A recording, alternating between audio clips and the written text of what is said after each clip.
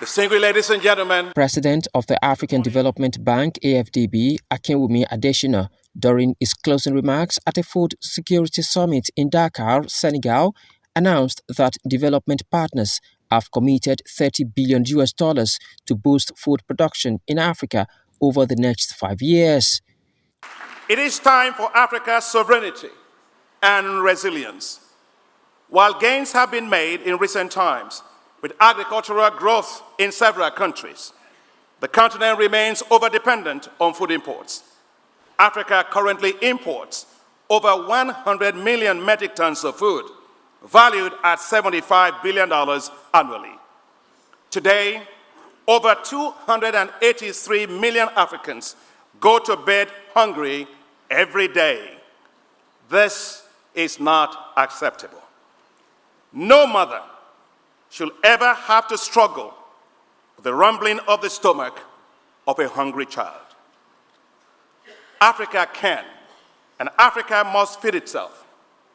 With 65% of the uncultivated arable land left in the world being in Africa, what Africa does with agriculture will determine the future of food in the world. The three-day summit in Senegal's capital brought together key stakeholders such as African leaders, development banks, and international partners, including the United States, the European Union, and Britain, to mobilize funding and political commitments.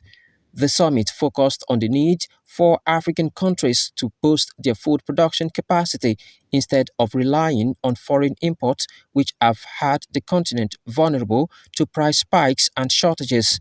A new departure for a better destination, a well-fed Africa.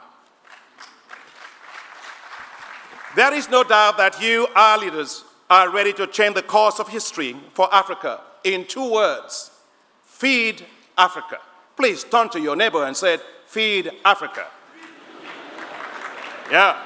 According to United Nations estimates, the continent is facing its worst food crisis ever, with more than 1 in 5 Africans, a record 278 million people, facing hunger.